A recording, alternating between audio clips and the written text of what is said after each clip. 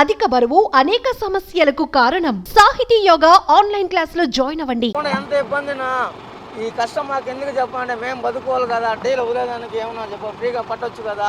Deal ఆపేస్తారు, gas ఆపేస్తారు, మెటనా బతికేదే. ఇప్పుడు ట్యాక్సీ కిందకి పోతే డీల్ అయిపోతే మేము ఆడ పెట్టుకోవాలి బండి. మాకు అన్నం ఎవరు పెడతారు చెప్పండి. మధ్యలో ఆగిపోతే బండి ఏం చేసేది? పార్టీని బస్సులు ఎక్కించుకుంటారా? వాళ్ళు ఎక్కించుకోరు. డాక్టర్లు ఆగిపోతే ఏం పరిస్థితి? ఇది ఎందుకు మారు చేస్తున్నారో అర్థం కాలేదు. మన జెడ్పీ సీఎం ఉన్నాడు, పవన్ అన్న ఉన్నాడు, అందరూ ఉన్నారు. ఏం చేస్తున్నారు? చంద్రబాబు నాయుడు గారు ఉన్నారు, ఏం చేసినారు మనకాడ? మీరే చేయాలన్నా, ఏదో ఒకటి న్యాయం చేయాలన్నా. ఓకేనా?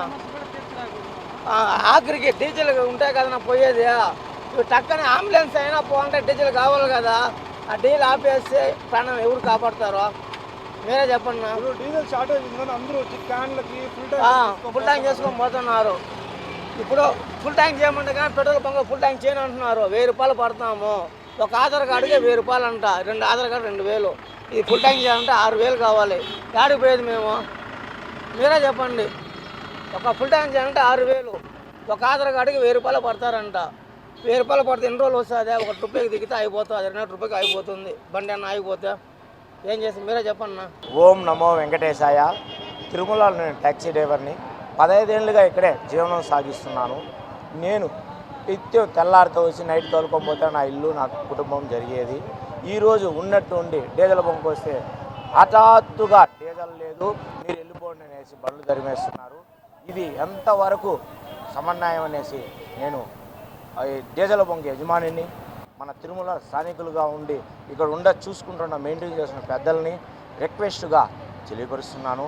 అలాగే మా జీవనం సాగాలంటే డీజిల్ కంపల్సరీ కావాలి కాబట్టి ఈ డీజిల్ బంకుకి డీజిల్ ఉన్నింది వరకన్నా పట్టించి ఈ బండ్ల వరకు క్లియర్ చేయాల్సిందిగా అందరినీ కోరుతున్నాను. ఓం నమో వెంకటేశాయ. నమో వెంకటేశాయ. డీజిల్ బంక్కి 1 గంట సేపుగా లైన్లో నిలబడుకొని ఉన్నాను. ఉండే డీజిల్ ఖాళీ అయిపోయిందని క్లోజ్ చేశారు యజమానులు. మీరు ఏదైనా దయచేసి ఉండే డీజిల్ వరకు క్లియర్ చేయాలి. బండ్లన్నీ కొద్దిగా ఇబ్బంది పడుతున్నారు, ప్యాసింజర్లు కూడా. టీటీడీ అధికారులకు ఒక చిన్న రిక్వెస్ట్ అండి. ఇక్కడ తిరుమలలో దాదాపు కొన్ని వేల కుటుంబాలు ఇక్కడ జీవనం సాగిస్తున్నారు.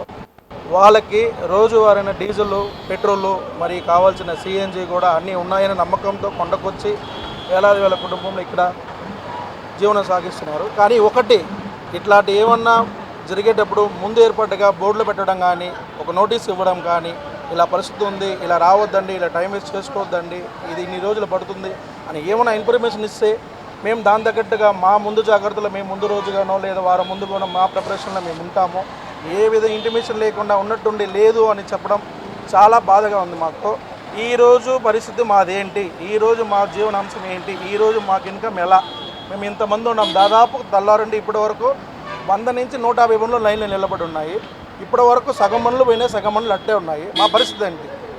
టీటీడీ అధికారులకు ఒకటి విన్నపమండి, ఇట్లాంటివి ఏమీ లేకుండా కొండపైన కానీ తిరుమల చుట్టుపక్కల ఏడా కానీ జనాభా కానీ పబ్లిక్ కానీ పిల్గ్రిమ్స్ ఎవరు కానీ ఇబ్బంది పడకుండా చూసుకోవాల్సిందిగా కోరుకుంటున్నాను. నమో వెంకటేశ్వర.